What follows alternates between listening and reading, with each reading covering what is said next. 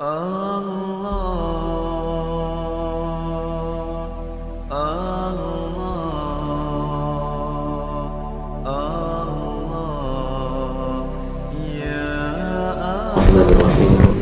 Assalamualaikum warahmatullahi ta'ala wabarakatuh.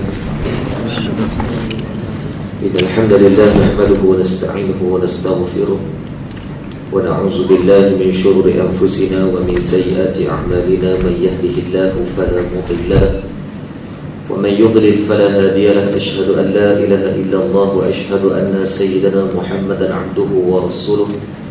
Allahumma aftah alaina hikmataka wa anshur alaina min khaza'in rahmatika ya arhamar rahimin. Rabbana zidna 'ilman nafi'a warzuqni fahma. Allahumma yassir wa la tu'assir wa atmim bi khair. Amin amin ya rabbal alamin. Qala Allah ta'ala fil kitabil aziz. A'udzu billahi minasy syaithanir rajim.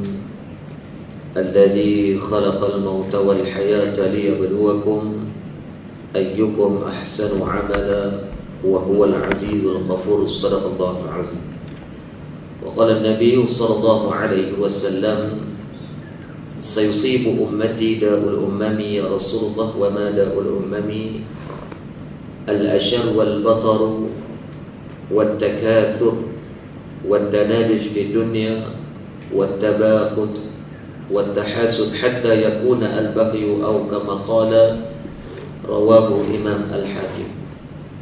Hormati tuan muslimatis, tuan imam, dia kuasa surau, para asatizah, muslimin muslimat, hadirin hadirat dirahmati Allah Subhanahu wa taala.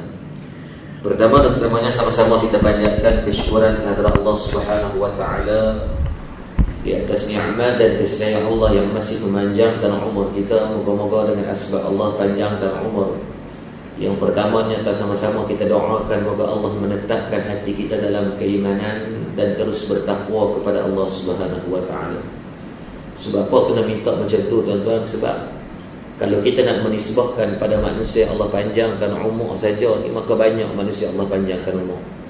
Dalilnya kita cuba cek tengok populasi dunia yang ada atas muka bumi hari ni. Kalau buka dalam Wikipedia pun tak boleh nak ambil 100%, tapi nak tolak 100% pun tak boleh juga. Sebab dia ada statistik daripada based on every country yang dia ambil. Ada lebih kurang populasi dunia 2018, 2016 ni lebih kurang 7 bilion plus minus. Dia lebih pada tu. Daripada 7 bilion manusia, daripada dalam dia punya himpunan, dia ada lebih kurang di antara 18 hingga 21 saja orang yang beragama Islam. Maksudnya tuan-tuan memang 1/5 lah lebih kurang yang beragama Islam yang ada seluruh dunia, campur di India, di Pakistan, di Indonesia, Malaysia, apatah lagi sikit lah, 0.001 je kot. Sikit sangat orang Islam yang ada di atas muka bumi ni, cuma lebih kurang dalam 1.6, 1.7 bilion saja. Dalam pada tu pula dah, daripada 1.6, 1.7 bilion ni yang beriman kepada Allah yang betul itu hakikatnya lagi sikit. Yang lahir dalam keadaan Islam tetapi membesar seperti mana keadaan orang Nasara, orang Yahud ada juga. Semayangnya tidak, mendedahkan aurat, makan daripada harta yang haram. Maka tak jadi masalah pada orang-orang ni. Dia buat macam tu dalam IC tulis Islam, dalam pasport tulis Islam, dalam surat beranak Islam, tetapi membesarnya dia dalam keadaan seperti orang yang kufur kepada Allah Subhanahu wa taala. Sebab tu kita minta sangat-sangat moga-moga Allah menetapkan hati kita dalam keadaan biarlah mati bi husnil khatimah. Dia selalu dengar imam kita baca Allahumma khtim alaina bi husnil khatimah. Ya Allah ya Tuhan kami, Allahumma khtim, matikan kami, mati. Khatam ni tutup. Syarat dia panggil khatmun ni, tutup. Khatmun nubuwah, penutup pada segala nabi. Khatam ni tutup. Lepas tu kita tengok majlis khatam Quran, kita tutup semua Quran, kita tak buka orang belok. Khatam tu tutup. Kalau istilah untuk ni dalam doa, khatam ni juga mati. Maksudnya tutup buku lah. Kita ni nak mati ni bila? Dalam keadaan bihusnul khatimah. Moga-moga Allah matikan dalam keadaan husnul khatimah. Muslimin muslimat rahmati Allah Subhanahu wa taala. Insya-Allah pagi ni kita ambil satu hadis dari Sahih Imam Bukhari. Hadis yang daripada riwayat Imam Bukhari. Satu doa lah insya-Allah di hujung ni saya akan jazahkan tuan-tuan semua. Moga-moga memberikan manfaat insya-Allah. dan manfaat pada saya bercakap dan tuan-tuan muslimin yang hadir insya-Allah. Dalam satu hadis Nabi sallallahu alaihi wasallam an Aisyah radhiyallahu anha, daripada isteri Nabi, zaujin Nabi sallallahu alaihi wasallam, Allahumma salli sama Sayyidatina Aisyah radhiyallahu anha. Muslimat disebut nama Sayyidatina Aisyah, maka dia dalam kalangan wanita, dalam kalangan perempuan, maka kata ulama di antara yang paling banyak manfaat dia adalah Sayyidatina Aisyah radhiyallahu anha. Yang ini jumhur ulama mengatakan dengan pendapat yang sedemikian. Maka kebanyakan ulama dan khil yang paling kuat sendiri pun sebut, kata dalam kalangan wanita yang paling banyak manfaat dia adalah Sayyidatina Aisyah radhiyallahu anha. Padahal dengan dia ini banyak masanya bersama dengan baginda Nabi sallallahu alaihi wasallam, dan dia orang yang sangat special lah, sehingga kan Nabi sallallahu alaihi wasallam sendiri, kalau kita buka dalam Sahih Bukhari itu ada satu doa yang Nabi minta kepada Allah agar Nabi mati di rumah Sayyidatina Aisyah radhiyallahu anha, dan Allah makbulkan doa tersebut. Memang kalau sekarang ni kita tengok makam Nabi sallallahu alaihi wasallam berada kalau ikut tepat di dalam rumah Nabi. Rumah Nabi itu kalau ikut dalam satu rumah tu ada bilik dia. Dan isteri-isteri Nabi ni, tapi dalam bilik Sayyidatina Aisyah radhiyallahu anha tu Nabi doa khas minta dimatikan dalam keadaan. Bayangkan Nabi sendiri pun minta dimatikan pada tempat-tempat yang tertentu. Maksudnya Nabi tak tahu mati kat mana. Cuma Allah datangkan petanda kata Nabi nak mati tu, Nabi duk rasa dah. Dalilnya meninggalkan Nabi sebut dalam khutbah Nabi yang terakhir, telah aku sempurnakan agama kepada kamu dengan kamu tinggalkan di antara Al-Quran dan Sunnah. Dan kita duk dengar 10 wasiat Nabi terakhir di Arafah. Sahabat ni meneru di bawah ni meleleh cucuk air mata, sebab apa? Takut dah Nabi nak meninggalkan mereka. Dan di antara petanda yang Nabi bagi juga sebelum musim tu berlakunya musim Qarban, sebelum kewafatan baginda Nabi sallallahu alaihi wasallam, apabila di Masjid Khamamah, Masjid Khamamah kalau kita pergi di Madinah, Masjid Khamamah ada di belakang tu. Kalau kita tanya Masjid Khamamah ni, kalau kita tanya masih ada lah mimbar dia nampak cantik sikit, mihrab dia nampak cantik sikit. Masjid Khamamah ni di zaman Nabi SAW berlaku kalau sembahyang khayar dia buat dalam Masjid Khamamah dulu. Dan di situ juga setiap kali kita tengok ni ada masjid Sayyidina Ali, tu masjid Sayyidina Umar, masjid sahabat-sahabat ni depa ada masjid-masjid. Masjid itulah tempat halaqah depa ni dulu. Setiap bersahabat ni dia ada halaqah dia sendiri. Grup-grup yang depa mengajar mengikut daripada tingkatan ilmu yang ada pada depa. Dia adalah yang ajak yang foundation, ada yang ajak intermediate, ada yang ajak tinggi sikit, masing-masing dengan tingkatan ilmu di zaman mereka waktu tu. Masjid Khamamah ni berlakunya musim Korban di mana ada riwayat sebut ada 100 ekor unta yang dibawa. Banyak lah. Maka Nabi SAW menyembelih cuma 63 ekor. Maka di belakang Sayyidina Abu Bakar As-Siddiq duduk menangis dah. Sebab apa? Sayyidina Abu Bakar ni Allah bagi satu kelebihan, ilmu dia sangat tinggi dan sangat mulia di sisi baginda Nabi SAW. Dia dapat tahu dah, kata Nabi sembelih 63 ekor, 63 tahun saja umur Nabi SAW. Tu dia tentang perkara tu. Tapi kita jangan buat macam tu pula. Kita duk balik bayang tu imam boleh 2 ekor terlepas, pasal 2 tahun dia mati kot. Bukan. Nabi ni sallallahu alaihi wasallam, Nabi memberikan petanda dalam bab yang sampai macam tu, nak abang detailnya baginda Nabi sallallahu alaihi wasallam. Ya, sebenarnya lepas 63 ekor baki tu semua Sayyidina Ali karramallahu wajhahu yang sambung. Jadi muslimin muslimat rahmati Allah, Sayyidatina Aisyah radhiyallahu anha orang seorang yang sangat Nabi sallallahu alaihi wasallam muliakan beliau. Maka hadis yang kita bicarakan pagi ini daripada Sayyidatina Aisyah radhiyallahu anha. Zaujin Nabi sallallahu alaihi wasallam, isteri kepada baginda Nabi sallallahu alaihi wasallam, isteri yang muda. Disebut riwayat dia adalah satu-satunya isteri yang daripada kalangan anak dara dia saja. Dia salah satunya isteri yang Nabi sallallahu alaihi wasallam nikah dalam keadaan di sebuah riwayat bila dia kahwin dengan Sayyidatina Aisyah. Waktu tu Sayyidatina Aisyah kecil lagi, sehingga kan Allahumma salli alaihi wasallam tidak duduk sekali lagi sama orang betul, sehinggalah pada baligh jadi besar sikit Sayyidatina Aisyah baru Nabi sallallahu alaihi wasallam duduk sekali dengan dia. Sebenarnya isteri yang kuat cemburu sikit. Setelah isteri muda ni dia cemburu kuat sikitlah. Maka kana yad'u fi salat. Kana ni menggunakan isim fi'il madhi. Maksudnya kata Sayyidatina Aisyah radhiyallahu anha, kana ni benda yang telah berlaku. Maksudnya kata Sayyidatina yad'una fi salat, aku mendengar benda ni daripada solat Nabi sallallahu alaihi wasallam. Maksudnya perbuatan doa yang Nabi baca ni bila dalam solat Nabi. Sebab tu dibincangkan ulama, waktu mana afdal berdoa? Di antaranya waktu di dalam solat. Waktu mana? Sebelum memberikan salam. Maksudnya habis baca tasyahud akhir, innaka hamidul majid, maka sambung dengan doa. Apa-apa doa pun tak apa. Cuma kalau kita buka dalam Sahih Bukhari ada banyak hadis Nabi. Kalau tuan boleh buka dalam kitab Al-Adhan, kitab Al-Adhan dalam bab ad-du'a qabla salam.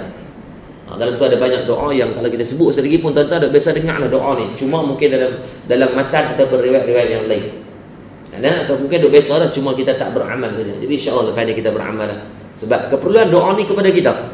Nabi baca tuan-tuan, sebenarnya bukan untuk Nabi pun. Nabi tak diazab Allah, Nabi tidak melakukan dosa. Tetapi Nabi, sebab apa Nabi baca? Sebab inilah khudwatul hasanah yang terbaik. Nabi nak tunjukkan kepada kita. Nabi nak tunjuk juga dalam keadaan. Sebab tu kalau kita nak bincang dalam bab apa pun, Nabi lah teladan yang terbaik yang ada di atas muka bumi ni. Dalam soal apa sekalipun, tuan-tuan carilah. Tuan-tuan nak bincang dalam bab, kata nak bab Nabi tak pandai berniaga. Nabi pandai berniaga. Dalil dia macam mana Siti Khadijah kenal Nabi? Kenal dengan jalan perniagaan. Maisarah tuan-tuan, bahasa kita pagi sampai tergedik-gedik pergi cerita kat Siti Khadijah. Seronok dia nak cerita bahasa tergedik ni. Tuan-tuan ingat lagi kata, oh awak kata macam tu. Tak, dia jadi orang perempuan, kalau dia boleh cerita pasal orang ni, maksudnya kita hebat lah. Wih, nak tahu dia tu macam oh, katakan hebat lah kita. Kalau dia boleh cerita pasal baik, orang perempuan kalau buat aib senang lah cerita. Bukan perempuan sini lah, Putrajaya Seychelles ni. Tapi memang tu manusia kalau nak suruh cerita buruk cepat. Tapi nak cerita kebaikan susah ke senang? Kita sendiri nak cerita baik pasal orang pun payah, member pun payah. Tapi member baik kalau kita nak cerita dia tu, nak cerita hati elok senang. Maisarah pergi cari Sayyidatina Siti Khadijah, majikan dia lah. Maisarah ni pembantu kepada Siti Khadijah. Pergi cerita, wahai Siti Khadijah, dalam orang upahan Nabi ni, Sayyidatina Siti Khadijah upah dia. Tapi Siti Khadijah sendiri pun tak kenal Nabi siapa dia. Sebab ramai sangat pekerja dia. Maka duk cerita sekian-sekian, kata dia berniaga dalam keadaan yang sangat baik, himmah dia cukup tinggi, berniaga untung berlipat kali ganda. Sampai Siti Khadijah ni sampai khasa teringin nak kenal Nabi siapa dia yang hebat sangat sampai orang dia cerita pasal dia. Maka Nabi menunjukkan teladan dalam bab perniagaan pun Nabi hebat. Sebab tu jangan pergi datang kita kata tak payahlah berniaga bagi biasa-biasa sudah. Nabi tuan-tuan, kalau kita baca dalam sirah, bukan Nabi tak kaya, Nabi kaya, cuma Nabi memilih kekayaan dikongsi dengan orang. Kalau kita baca dalam riwayat kaya Nabi ni, ada orang pernah bagi dekat Nabi 90,000 dirham. Saya buka dalam kitab Asy-Syifa. Nah, di antaranya dikarang oleh Syekh Khadi Al-Iyad. Dalam tu sebut macam mana ada orang pernah bagi Nabi, orang pernah hadiahkan Nabi 90,000 dirham. Tuan-tuan, 1 dirham bersamaan dengan seekor ayam. Dulu ni 1 dirham boleh beli seekor ayam. Dia boleh barter, boleh ditukar dengan seekor ayam, nilaian. Maksudnya kalau seekor ayam kita ambil hari ni harga RM10 lah, tu kira paling common lah harga RM10 ni. Mana ada ayam RM10, ayam mati kena langgak pun mahal pada tu kan ni. Ayam curi pun mahal tuan-tuan tu. Jadi kita ambil harga paling common sepanas RM10. 90,000 kali RM10. Bodoh-bodoh pun dapat tuan-tuan 900,000. Ui tuan-tuan, orang bagi 900,000. Aduh tuan-tuan, takkanlah nak cari orang derma ni tuan-tuan. Arab Saudi yang bagi 2.6 bilion lain tak jumpa dah sampai tu. Tu Arab Saudi bagi mabuk mana pun kita tak tahu. Kalau boleh bagi kot kita sikit pun padan tuan-tuan. Bagi jangan kata 1%, 0.1% pun padan dah tuan-tuan. 0.00001 2.6 juta kalau dapat kat Zurah ni tuan-tuan. Makan kambing setiap malam, makan seorang seekor setahun. Nak jenuh telan kambing ni. Boleh buat satu tingkat lagi belah kambing yang atas. Kaya Nabi, tetapi Nabi memilih kekayaan dikongsi dengan orang. Kalau tuan-tuan buka dalam satu peperangan, apabila berlakunya Fathul Makkah pada tahun 8 Hijrah, Safwan bin Umayyah di antara seorang yang siapa tak kenal, dia ni merupakan pembesar daripada puak-puak Quraisy musyrikin, yang dia ni kira mastermind, kira bahasa kita panggil dia ni tok ayah. Bukan 3 line, dia 8 line tuan-tuan ni. Safwan bin Umayyah, dia ni musuh dalam keadaan dia cukup benci kepada Nabi. Dia seorang yang kedekut, tetapi untuk nak bermusuhan dengan Nabi, dia sanggup menginfakkan harta yang banyak. Dalam perang Badar, dalam perang Uhud, dalam perang Khandaq, ni semua peperangan dia tak miss untuk nak bunuh Nabi ni pasal. Tapi bila berlakunya pembukaan kota Mekah, Fathul Mekah dia panggil 8 Hijrah, 20 Ramadan 8 Hijrah, maka dia lari. Datang sepupu dia Sayyidina Ini Allahumma salli sama Umar radhiyallahu anhu yang dah masuk Islam itu bertemu dengan Nabi, ya Rasulullah, sepupuku Safwan bin Umayyah melarikan diri, dia nak bunuh diri. Takut dengan Nabi sampai nak bunuh diri, tuan-tuan. Dia ingat Nabi jenis macam perangai hulu macam dia, bisayyiati sayyi'at, jenis balas dendam dengan balas jahat dengan jahat ni. Nabi bukan jenis macam tu. Nabi tidak membalas kejahatan dengan kejahatan. Maka kata Nabi kepada Sayyidina Umar, kamu dipanggil Safwan bin balik, aku takkan apa-apakan dia. Aku menjamin keamanan kepada dia. Nabi buka lilitan serban Nabi bagi kepada dia, ni satu jaminan kepada aku. Sayyidina Umar pergi jumpa Safwan bin Umayyah, baliklah wahai Sayyidina Umar, wahai Safwan bin Umayyah, Nabi telah menjamin keamanan kepada kamu. Orang kenal Nabi ni orang yang al-amin. Orang yang bila bercakap bukan kaki bohong. Kita tuan-tuan tak ada cakap orang tahu bohong mai dah, tuan-tuan. Tak dah kaki kencing. Nabi ni walaupun musuh, Safwan bin Umayyah ni benci kat Nabi ni, kira tak hinggalah. Tak suruh sembang kalau dengar sama apa meluat dah. Tapi dalam keadaan meluat dia kenal Nabi takkan cakap perkataan yang tidak betul. Nabi takkan cakap bohong.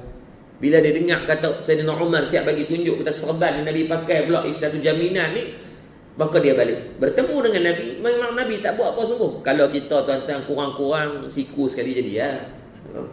Safwan bin Umayyah ni tuan-tuan tahu dia bunuh sahabat, dia cederakan sahabat, dia merampas harta-harta sahabat dan Nabi SAW dalam peristiwa hijrah. Di antaranya Suhaib Ar-Rami, kita dah dengar nama dia, seorang yang mana daripada bangsa ini, dia bukan dari orang Rom. Ar-Rumi itu disandarkan nama dia, disebabkan nama dia kepada Rom. Masuk Islam, dan bila dia masuk Islam dia miskin. Dalam keadaan dia miskin, dia berniaga dan dia jadi jutawan di bumi Mekah. Dalam peristiwa hijrah, dia nak keluar meninggalkan kota Mekah, pok-pok musyrik intahan dia. Wahai Suhaib Ar-Rumi, hang boleh nak keluar tapi hang jangan buat harta ni. Sebab hang mai dulu hang miskin. Depa muka tak malu tuan-tuan. Depa kata hang ni dulu hang mai ni hang haram apa mendadak ni. Hang cak ayam yang hang mai ni. Jadi hang nak keluar rumah kena keluar, tak ada apa juga, selai sepinggan. Maka Suhaib Ar-Rumi kata tak apa. Aku meninggalkan sekalian harta aku kepada di bumi Mekah dan aku nak pergi hijrah ke Madinah. Depa tak puas hati lagi. Depa buat lagi roadblock. Tadi je polis trafik PJ pula. Tinted pula kali ni. Depa tahan lagi, wahai Suhaib Ar-Rumi, tak boleh nak pergi lagi. Jangan pergi. Kami tak benarkan kamu masuk ke bumi Madinah, melainkan kamu clear semua benda. Dia kata clear apa? Aku dah tinggal semua benda dah. Dia tanya, harta tu bagi kat siapa? Oh tuan-tuan ni, kebulung juga. Dia kata kamu ambil. Aku benarkan harta tu kamu ambil semua. Tuan-tuan cuba tengok, Masya Allah, Tabarakallah. Maka tuan-tuan kalau kita baca dalam riwayat bagaimana bila Suhaib Ar-Rumi nak masuk dalam kota Madinah, Sayyidina Umar Al-Khattab dan sahabat lain tunggu dia. Dia kata apa? Dia kata jual beli kamu begitu mahal di sisi Allah. Masya Allah. Harta tu dia tinggalkan semata-mata al-ibadatu fil harji ka hijrati billah. Untuk dia ni berhijrah kepada Nabi sallallahu alaihi wasallam dan menambil ganjaran yang lebih besar. Kata Nabi sallallahu alaihi wasallam, harta ni Allah dah beli dah siap. Masya-Allah. Nah, jadi Safwan bin Umayyah ni tuan-tuan dia jahat, dulunya jahat. Tapi bila duduk depan Nabi tuan-tuan, kalau kita dia ni haram, dia ni kurang jahat, kita ni kurang-kurang jentik telinga sedih dua tam-tam jadi yang tak nak. Tapi Nabi tak buat apa tu, kata Nabi Al-Amin digelar padan dengan akhlak Nabi. Nabi tak buat apa kat dia, sehingga kan Nabi maafkan dia. Kata Safwan bin Umayyah, malu dia dengan Nabi. Kata, wahai Rasulullah, mulanya akhlak kamu dia puji-puji Nabi, maka dia kata, bagi aku masa 2 bulan untuk aku masuk Islam. Dalam tempoh 2 bulan tu tuan-tuan berlaku peperangan. Nabi kata bukan 2 bulan, kamu ambil 4 bulan dengan Safwan bin Umayyah. Terharu dia tuan. Dalam fasa dia duk fikir nak masuk Islam, berlaku satu peperangan. Dalam peperangan tu Safwan bin Umayyah ikut walaupun dalam keadaan dia belum Islam. Menang peperangan tu, maka pembahagian ghanimah, rampasan harta perang, bahagian Nabi dapat 300 ekor unta. Tu dia tuan-tuan, 300 unta. Tuan-tuan cuba kira Ustaz. Seekor unta, kalau tahun lepas kami di Mesir buat korban, harga seekor unta lebih kurang RM4,000. Tahun ni jadi RM5,000. Duit kita jatuh. Duit kita jatuh teruk. Jadi seekor unta RM5,000. 300 kali dengan 5,000, 1.5 juta. Maksudnya Nabi millionaire. Tapi bila dalam ghanimah bahagian Nabi saja 300 unta nak. Tapi Nabi tak pandang pun pada harta tu. Nabi tengok Safwan bin Umayyah.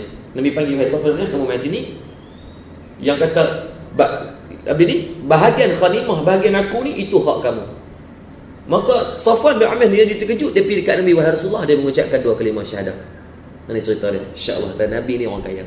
Tapi Nabi memilih kekayaan untuk diberikan kepada orang. Masya Allah. Maka tu Allah maksud saya kata tadi, Nabi ni tunjuk teladan banyak kat kita. Cuma kita memang sama ada kita nak ambil atau tak mau ambil, itu saja. Alasan dan sebagainya itu kita bina sendirilah. Wallahu a'lam bishawab. Di dalam hadis ni kata Sayyidatina Aisyah, Nabi baca dalam solat Nabi. Doa yang pertama, Allahumma inni a'udzubika min 'adzabil qabr wa a'udzubika min fitnatil masiihid dajjal wa a'udzubika min fitnatil mahya wa fitnatil mamat. Allahumma inni a'udzubika minal ma'sami wal maghram. Begini sampai tu. Lepas tu berlakunya dialog dengan sahabat tanya, Ya Rasulullah, ma aksara ma tasta'idhu minal maghram. Wahai Rasulullah, saya kita baca kan, insya-Allah kita ambil yang matan tu doa dulu. Jadi yang pertama kata Nabi sallallahu alaihi wasallam. Tuan yang tak apa, tak tulis lagi tak apa, saya kita rakam tu ya. Saya baca saya kita tak ikut, tuan rakam balik apa ya. Kalau tulis makna ataupun yang yang kita nak syarah tentang hadis ni. Kata Nabi sallallahu alaihi wasallam yang pertama, Allahumma inni a'udzubika min 'adzabil qabr.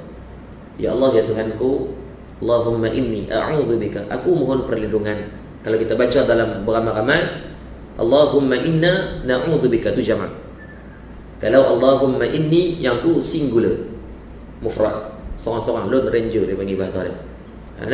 Kalau baca surah berimam, Allahumma inna na'udzubika min 'adzabil qabr wa na'udzubika min fitnatil masiihid dajjal wa na'udzubika min fitnatil mahya wa fitnatil mamat. Allahumma inna na'udzubika minal ma'thami wal maghram. Jadi yang pertama kata Nabi SAW, Allahumma inni a'udzubika min 'adzabil qabr. Ya Allah, ya Tuhanku, aku memohon perlindungan daripada-Mu ya Allah. Min 'adzabil qabr, daripada azab kubur. Bahasa kita panggil alam barzakh. Alam barzakh tu alam kubur nah. Orang Malaysia yang panggil alam kubur. Adapun bahasa yang betulnya alam barzakh. Bila bermula alam barzakh? Dha'iqatul maut, selepas daripada alam kematian. Mati tak ada tempat lain, dia tak ada R&R. Dia tak ada arena kita duduk tengah-tengah dulu ke, sekali lagi ikut gamak tak larat baru terjun pula dalam barzakh, tak ada. Selepas bertemu dengan barang mati, maka tidak ada, bukan optimizer, bukan pilihan ke atas kita, wajib untuk bertemu dengan alam barzakh. Tidak ada satu pun pengecualian, tidak ada satu pun hak eksklusif mana-mana manusia. Beriman tak beriman, bertemu dengan alam barzakh. Cuma beza pada orang yang beriman, Allah mungkin bagi beberapa kelebihan fadilat kepada dia. Tetapi pada orang yang tidak beriman, pada alam barzakh itu merupakan jalan azab bagi dia sampailah berlakunya kiamat. Sebab apa kata sampai berlakunya kiamat? Sebab alam barzakh belum kiamat. Mati belum berlaku kiamat. Orang duk bincang, orang kata lah ni tu hak yang mati dulu-dulu tu lah duk di mana? Semua di alam barzakh. Semua di alam barzakh. Sebab berdasarkan hadis Nabi, Nabi kata bila manusia akan dibangunkan ke padang mahsyar selepas berlakunya tiupan sangkakala yang kedua. Lah berlaku lagi tiupan sangkakala yang pertama? Belum. Kiamat belum berlaku. Tiupan sangkakala yang pertama berlakunya kiamat yang besar. Allah sebut dalam surah Al-Zalzalah. Tuan-tuan boleh buka dalam surah As-Sa'ah yang menceritakan tentang hari kiamat. Zalzalah cerita hari kegoncangan, bukit bukau terbang, stuntman tu. Bukit bukau terbang. Kalau habaq kata bukit pun terbang tuan-tuan. Dia kata, Ustaz, kalau kami peluk tiang terbang, hang tu suruh sembang lah tiang. Tiang ni tuan-tuan langgak dengan kereta pun tercabut. Ni bukit yang kita duk tengok duduk di paksi dia cukup kuat ni tuan-tuan. Gempa bumi kuat tak mana pun bukit tak terbang lagi. Skala Richter tinggilah berpuluh pun. Takat rakok duk ada lah mungkin 11 12 ya paling kuat pun. Tu pun kita duk tengok dahsyat dah. Tak boleh terima kai, bangunan boleh jatuh rebah macam tu ya. Habis ni tuan-tuan, kacau jatuh jadi dalam laut pula, lagi pening kepala dia, jadi tsunami dan macam-macam lagi. Tapi teruk macam mana pun gempa bumi berlaku, bukit boleh steady lagi, dia buat tak tahu. Tapi bila berlakunya yang kata zalzalah, berlakunya hari kegoncangan, bukit terbang lalu atas kepala tuan-tuan. Habis kalau kita tak usah duk sembang dah. Pakat boleh rasa jadi Superman dah tu. Abang aku woi tu tak tegak dah tu. Dahsyat ni hari kiamat. Maka bila berlakunya tu tiupan sangkakala yang pertama, selesai semua manusia, kullu man 'alaiha fan, binasa semua manusia, makhluk habis tak ada yang hidup ni, maka Allah arahkan malaikat Israfil meniup sangkakala yang kedua. Maka waktu tu dibangunkan manusia menuju ke alam mahsyar. Maka lah ni maksudnya masih dalam alam barzakh lah maksudnya kita. Tok Wan kita hak mati zaman Jepun. Tok Wan Jepun yang mati lepas zaman Jepun tu dia ada Tok Wan juga. Lagi jauh lagi dah maksudnya.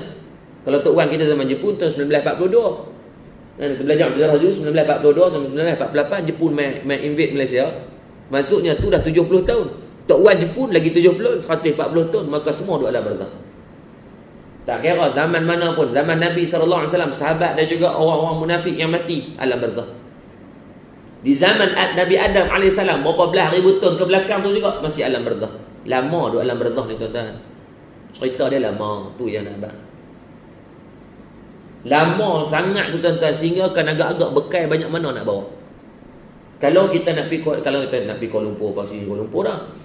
Kalau sini nak pergi Johor tuan-tuan, tuan-tuan nak bawa bekai banyak mana. Jadual tuan-tuan dah tengok jadual tu sehari semalam.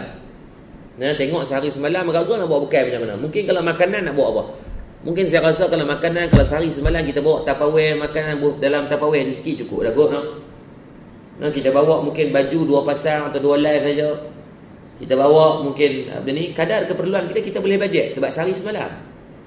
Mana ada orang nak pergi sehari semalam deboh dengan tonggeh dalam kereta dia, bawa masuk dengan mari, bawa dengan peti air. Orang kata nak pergi mana ni, nak pergi Johor berapa hari, sehari semalam ya. Dia pergi cek nak kencing sangkut kita tuan. Dia jangan buat gelong. Kita tahu dalam keadaan kadar destinasi kita tu 400 km, lepas tu sehari semalam. Dia kata buat leceh, pergi sehari semalam bawa setakat sehari semalam. Tapi cerita yang kata alam barzakh ni dia one way.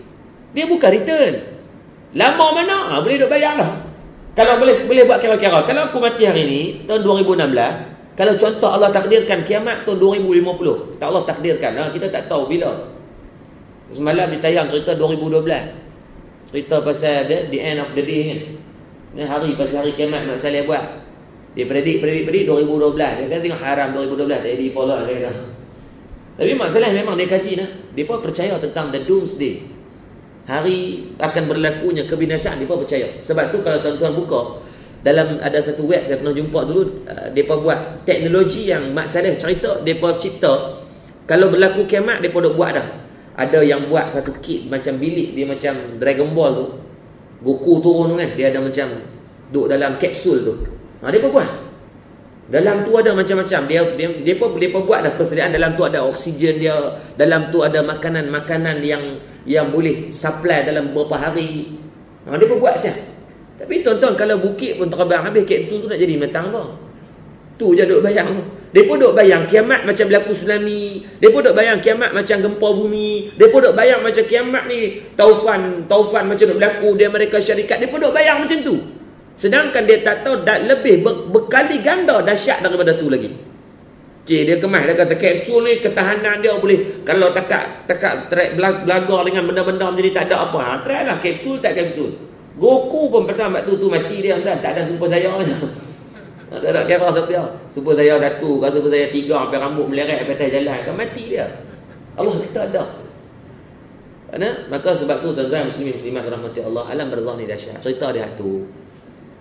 Alam barzakh baru belum, kita tak cerita lagi padang mahsyar, tak cerita lagi di titian sirat, tak cerita lagi di mizan. Ya Allah, panjang banyaknya lah proses. Kalau kita nak pergi luar negara, dia dah picok nak pergi, mula-mula kita nak picok pasport, lepas cok pasport kita nak kena pergi satu lagi pula, nak kena londeh dengan habis di tali pinggang, leceh tuan-tuan. Tu pun rasa leceh dah. Padahal immigration bukan buat apa kat kita, bukan ditumbuk muka kita, tapi kita tengok rasa meluat dah.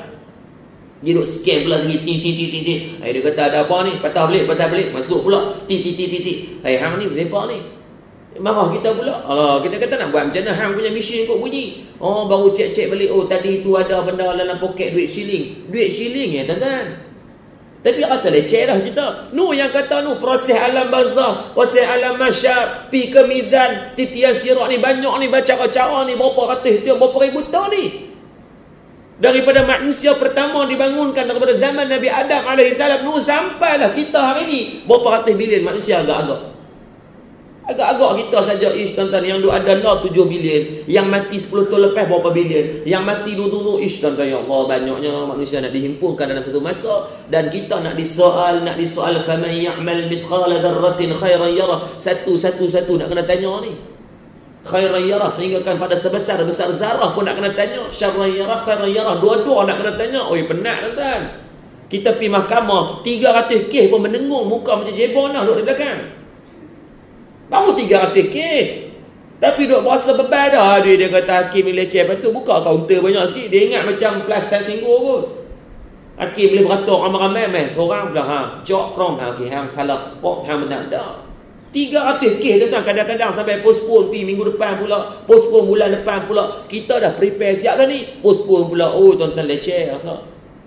Mu padang masyar lagi leceh lah. Berapa ratus bilion manusia. Nah, sebab tu dia kata bermula dengan alam barzakh, minta perlindungan daripada Allah. Sebab dia merupakan tempat penentu kepada kita. Sebab tu kalau kita buka Sayyidina Uthman Ibn Affan radhiyallahu anhu. Sayyidina Uthman ni tuan-tuan seorang sahabat yang dia sangat lembut hati dia. Kalau tuan-tuan buka dalam kitab Syama'il Muhammadiyah tentang hadis yang di mana jatuhnya cincin Nabi dalam telaga. Maksudnya waktu Nabi duduk dengan para sahabat. Dalam riwayat sebut Nabi bersama dengan Sayyidina Abu Bakar, bernama Sayyidina Umar. Nabi duduk letak kaki dalam ayak ni, biasalah Nabi selaklah keng ni sikit. Nah, selak keng sikit, nampaklah betih. Nampak betih Nabi. Tapi tak duduk dengan Sayyidina Abu Bakar, duduk dengan Sayyidina Umar, Nabi masih selak. Bila datangnya Sayyidina Uthman Ibn Affan, Nabi terima cepat-cepat buat turun keng. Sebab malunya Nabi kepada Sayyidina Uthman sampai macam tu. Kaki Nabi putih lah. Kalau kita tengok dalam Syama'il tu, kaki Nabi putih, kaki kita suruh selak lah tuan-tuan. Nah, suruh selak lah, full tinted kaki. Nah, tengok ayak, bubuh ayak tu, rasa jadi gelap tu ayak tu. Nabi ni putih, tapi dia malunya Nabi kepada Sayyidina Uthman bin Affan. Bila Sayyidina Uthman datang, dia terus menurunkan, melabuhkan berik jubah dia. Malu tuan-tuan, padahal bukan aurat, tapi malu. Sayyidina Uthman ni masya-Allah tabarakallah. Lembut hati dia. Lembut hati Sayyidina Uthman, lembut bertempatlah dalam peperangan Sayyidina Uthman yang orang tak kenal dia. Nah, kita ni lembut semua tempat, atau kata keras semua tempat. Sampai tak kena tempat pula kita nak. Tapi Sayyidina Uthman ni kalau dalam dia muamalat dengan orang ni masya-Allah lembut, sehingga kan Sayyidina Uthman bila dia dengar saja orang bersembang tentang kematian. Sembang pasal mati, kita duduk jalan di pasar dia dengar orang cerita bab mati. Maka dia akan menangis sehingga akan sebut dalam kitab dia kata apa, membasahkan janggut. Maksudnya kalau kita ni bahasa kita ni boleh disebut tamsilnya dengan basah janggut ni maksud rayau selak lah. Rayau selak. Rayau selak tuan-tuan faham? Kalau saya membalas cakap tak ada Google Translate pula, jenuh kan. Tak ada subtitle. Kalau tengok cerita Indonesia dia kena pedas sikit. Bahasa tu boleh kot. Dia rayau sungguh-sungguh, dia rayau ni leceh lah, rayau leceh panggil bahasa ni. Sampai basah janggut ni maksudnya ayak mata meluru turun peruk ni. Kalau rayau takat sikit-sikit tu tak apa lagi, dia rayau sampai basah janggut ni masuk rayau betul lah. Dengar orang sembang tuan-tuan.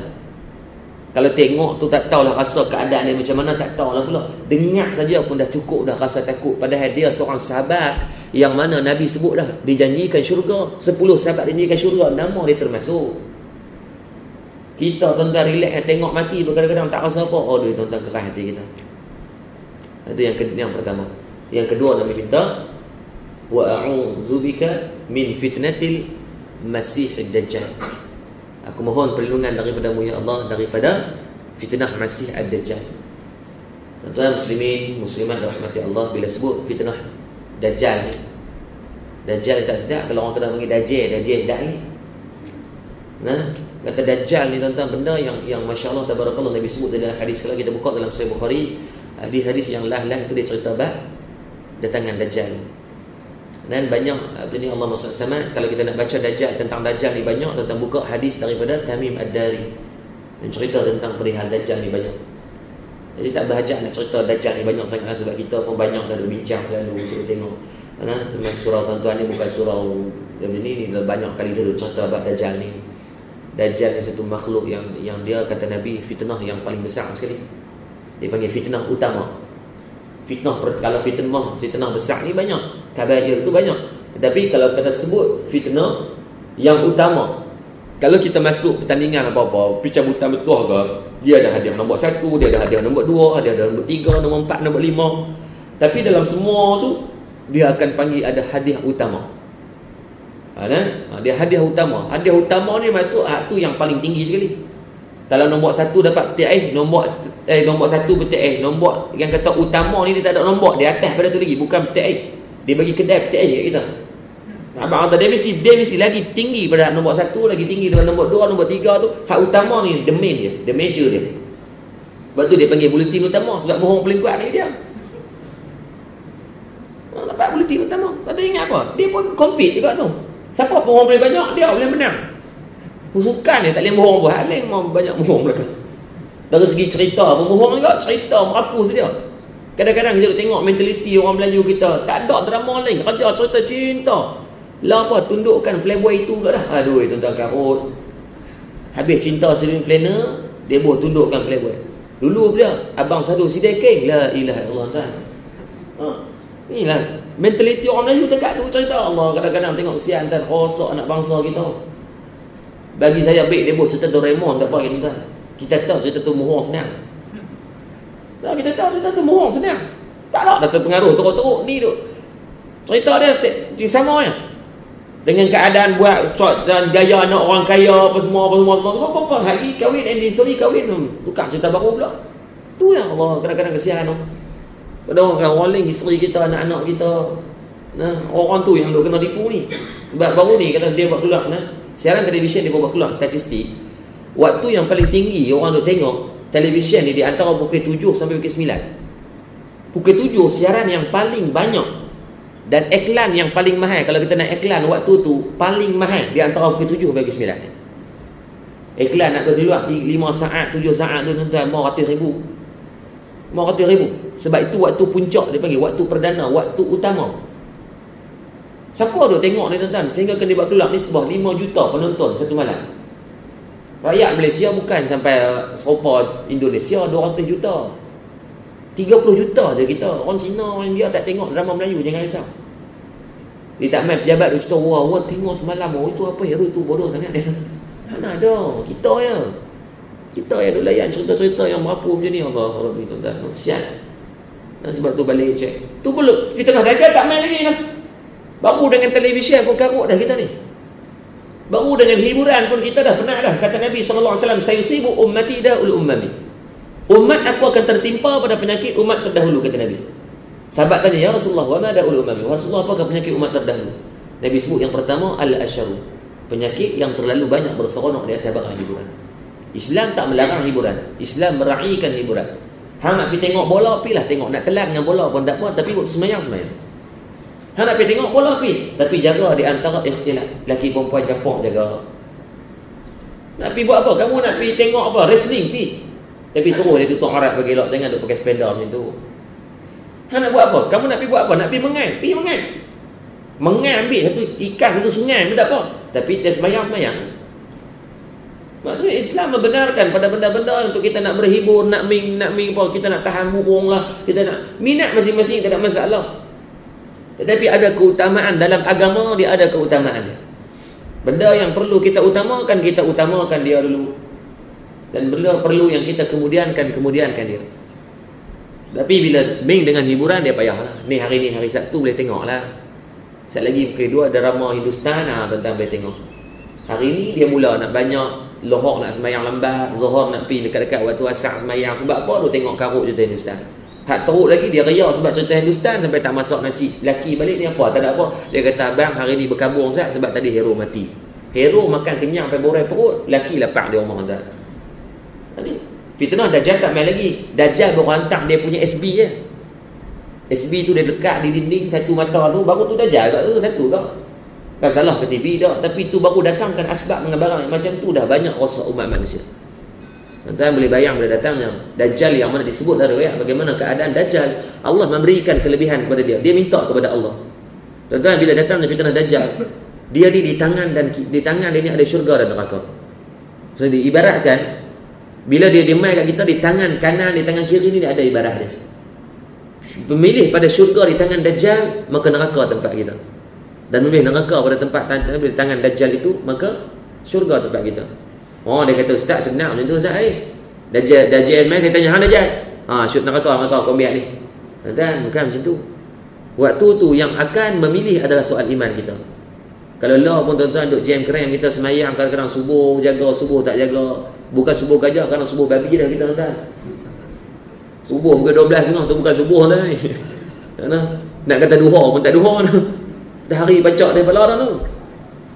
Tak tu kadang-kadang kita tengok, bukan sentiasa saya bersama tuan. Dengan barang maksiat yang kita dok buat, dengan perbuatan dosa yang kita dok buat. Aduh tuan-tuan, Dajjal tak main, dia agak-agak iman kita lah ni. Duk tahap mana ni? Iman ni dia bukan macam benda yang kita boleh duk pergi test. Kalau kencing manis, kita pergi di hospital, dia ada alat yang manusia Allah jadikan, Allah bagi akal kepada manusia untuk fikir, untuk buat alat tu. Dia boleh buat, dia cek, oh ni pakcik, kencing manis pakcik okey.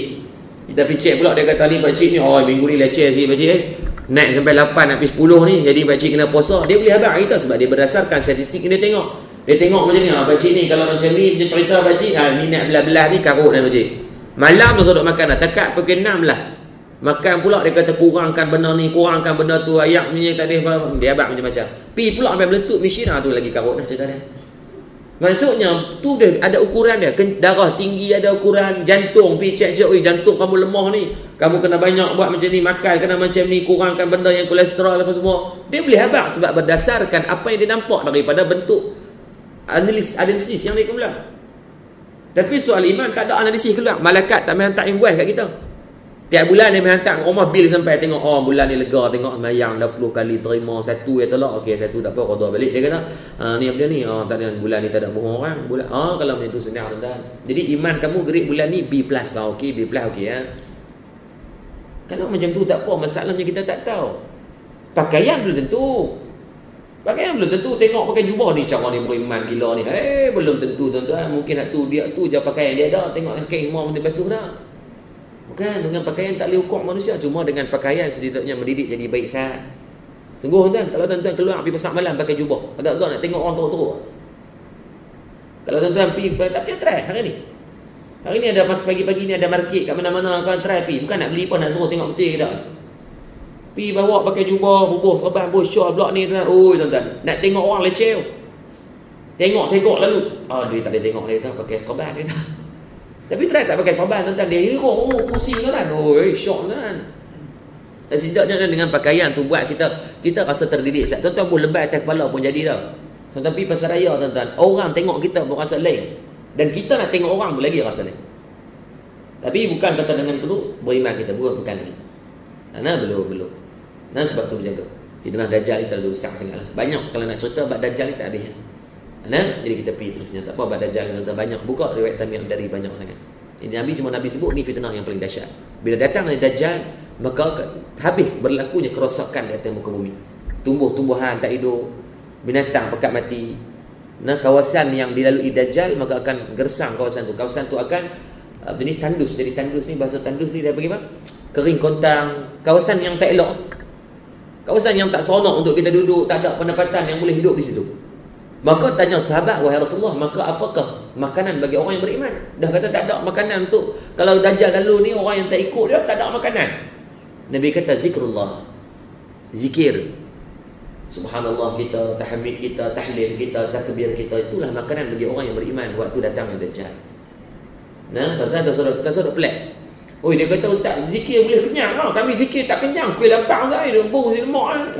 Tuan-tuan, bukan makanan menyembuhkan, bukan makanan yang mengenyangkan. Bukan. Sebab tu kita tengok, kadang-kadang kita tengok orang tu makan, dia makan sikit je tapi kenyang. Tengok cara dia. Kita makan tuan-tuan, ya Allah, lepas belah sakar tak kenyang-kenyang.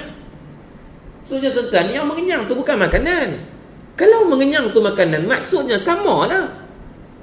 Kita makan banyak tu, dia makan banyak tu untuk kenyang. Ni sebuah nak dapat pada tahap kenyang.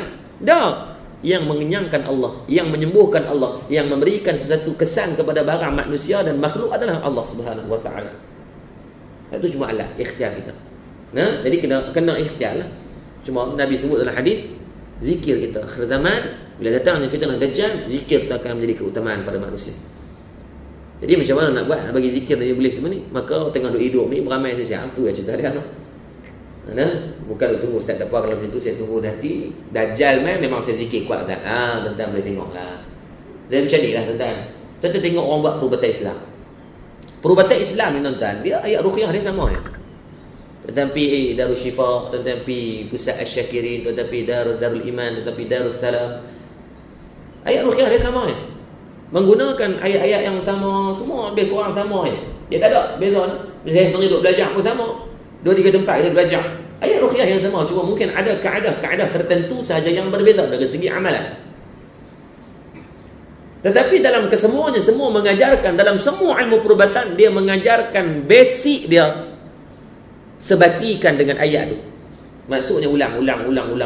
Ayat kursi ulang bagi banyak sampai sebati. Sebab tu kalau tuan dah tengok, kalau Tuan Guru Harundin, dia nak berubat orang, dia tak baca banyak pun. Kadang baca surah Qul Huwallahu saja, Law Anzalna, kadang-kadang baca surah ayatul kursi, baca. Macam kita nak baca, kita apa boleh baca? Kita dah fikir, kalau bercakap macam ni aku boleh baca. Tapi keberkesanan dia berbeza dengan kita. Kita baca dia boleh buat relax, tapi kawan tu baca, kelupak dia. Ustaz Syarhan Syafi'i, kadang-kadang tuan tengok, dia berubat secara umum. Nah, dia panggil semua orang ramai duduk, sebelum dia mulakan kuliah, dia mula baca surah Fatihah kan. Duduk kerusi yang sama, meja yang sama. Ustaz-ustaz lain duduk atas kerusi meja tu juga. Tapi bacaan dia tu, surah yang sama, tajwid yang sama, qiraat yang sama, tetapi kesan dia agak berbeza. Mungkin sinonim, bahasa dia sinonim sebatinya. Nanti kami pernah mengubat satu hamba Allah yang orang jin dia ni agak dahsyat kan. Jin ni tegur balik. Dia kata, "Weh, hang baca salah, tuan-tuan." Dia balas macam tu ya. Dia kata, "Hang ikut aku baca." Dia pula baca tuan. Dia jin kafir, tapi dia boleh baca Quran. Dan kita tak rasa pelik, memang ada banyak. Dia kata, "Hang ikut aku, hang baca salah." Ngangor kami. Kata jam gini. Kita duk pulun, duk geleng kepala-kepala. Dia kata, "Hei, salah." Dia kata, "Ikut aku baca." Tu dia tuan-tuan penat kita. Ada kata sebatikan. Zikir pula juga perlu disebatikan dengan kita. Macam kalimah la ilaha illallah, Nabi sebut man akhiran la ilaha illallah dakhala jannah. Syarat nak masuk syurga ni mesti ada kalimah la ilaha illallah. Kata siapa yang mati dalam keadaan ada kalimah la ilaha illallah, Nabi jamin masuk dalam syurga. Kalau ada perbuatan dosa, maka akan disucikan perbuatan dosa itu dengan jalan azab, tak ada jalan lain kalau tak bertaubat. Maka adakah senang sangat? Kalau senang-senang ambil la ilaha illallah ni? Tak senang. Maka tengah hidup perbanyakkan zikir kita, tahlil kita, perbanyakkan. Moga-moga nak mati, maka Allah akan datangkan kalimah tu sendiri. Tak gaduhlah anak duk main bisik telinga pun, insya-Allah dia akan mudah untuk kita lafazkan. Saya pernah cerita aku dulu sahabat saya, dia meninggal tahun 2012. Dia sahabat dia pengajian di Mesir. Allahumma salli alaihi. Dia balik Malaysia, jadi dia cuti Ramadan, jadi imam di satu masjid. Kalau tuan-tuan pergi di Kedah, dia panggil masjid di Tanjung Dawai, dia masjid terapung di Tanjung Dawai. Jadi imam di situ, dia orang miskin lah. Ada orang bagi kat dia motor sebiji untuk dia pulang alik. Ustaz Anik Ghazali dia bersama sini. Anik Ghazali Mabuk. Ustaz Anik Ghazali mudir sekolah Ma'had Zubaidiyah. Jadi dia berkhidmat di situ. Kalau tuan-tuan balik tingkat ini keluar. Jadi buat dia accident ni tuan-tuan. Saya pendek ceritalah. Dia accident, sebelum dia accident tu dia minta maaf ke mak dia semalam, sepanjang malam tak tidur. Sampai mak dia rasa pelik. Insting seorang mak ni dia ada dah, tapi tak fikirlah sampai anak nak mati. Tak pernah duk sembang sampai tak tidur langsung, duk melawak ni, duk minta maaf 2-3 kali sampai mak duk rasa dah, tapi tak mal lah rasa kata nak mati. Mungkin dah rasa pelik sikit ke apa ni apa. Tapi bila mak dia cerita balik, ya Allah semalam yang ustaz pelik, dia kata Ustaz, melawak dengan makcik ni, kata tak pernah seumur hidup dia 20 tahun tak pernah macam ni, dia kata. Rasa tu main, tapi tak tahu kata dia nak meninggal. Dia pergi di sekolah tuan-tuan, dia pergi buka asrama, dia jadi warden sat di situ. Khidmat kat orang dah, khidmat kat mak, khidmat kat orang pula. Penuntut agama pula, fi sabilillah tu. Orang yang berada di asnaf tu. Dalam keadaan selesai, dia buka sekolah, dia on the way nak pergi ziarah orang sakit. Wa idza marida fa'duhu pula, nak ziarah orang sakit ni, hak sama Islam pula dah. Dalam keadaan dia nak on the way nak pergi tu, mungkin dia terlalu mengantuk sangat, dia accident, meninggal. Kepala pecah tuan. Video dia baru ambil, dia tengok video, kita tengok keadaan tu. Kepala ni pecah, helmet dah boleh buka dah. Baru nampak ni, kepala pecah. Tapi mulut tuan-tuan, la ilaha illallah sebut dekat 10 minit. Semua tu jadi tazkirah, orang tu tengok tu, masya-Allah, tengok apa amalan dia tuan-tuan, masya-Allah. Semua tu cari apa amalan dia, sampai kita pun tak tahu. Tuan-tuan bila kami balik Mesir, kita tak cerita kat Syekh. Syekh tanya, "Mana Ibrahim?" Aina Ibrahim, dia kata. Biasa tu ada dalam kelas tuan-tuan, walaupun dia seorang yang senyap, tapi Syekh kenal dia. Maksudnya dia orang yang baik tuan-tuan. Sebab tu tuan-tuan tengah duk hidup, biasakan zikrullah ini. Paksa diri, paksa. Dia benda ni kena paksa, tak paksa tak buat. Tak paksa tak buat. Tuan-tuan tak mai, kalau tuan-tuan tak paksa pagi ni nak mai, takkan mai punya tuan-tuan. Kalau duk layan, kata tuan-tuan buat pilihan, celak-celak mata nak pi tak mau. Kalau dia buat duk agak-agak macam tu, pakai tak mai. Tu jadi 5 minit kan, tidak 5 minit dia jaga pukul 7 pula dia tak ada. Kenapa paksa? Semua benda mujahadah, atas jalan mujahadah. Sebab tu Nabi kata al-ibadatu fil harji ka hijratin ilayya. Beribadah di saat susah, dia beribadah di saat payah, beribadah di saat maksiat, beribadah di saat huru-hara, kata Nabi. Susahlah maksud, nak buat tu payah. Ka hijratin ilayya, Nabi memberikan ganjaran seperti kamu berhijrah kepada aku. Pahala ni seperti mana orang Muhajirin yang meninggalkan harta, kekayaan, adik-beradik dan sebagainya di Mekah semata-mata nak pergi ke Madinah. Kita nak hijrah tak ada lah, maka dengan cara macam ni saja.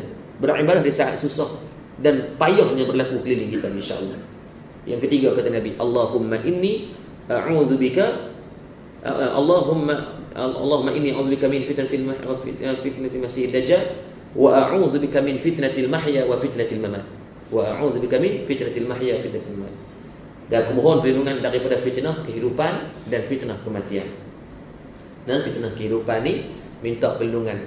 Janganlah kita tengah hidup di antara fitnah kehidupan, kata ulama, tengah duk hidup ni pun nampak dah barang fitnah yang berlaku sekeliling kita.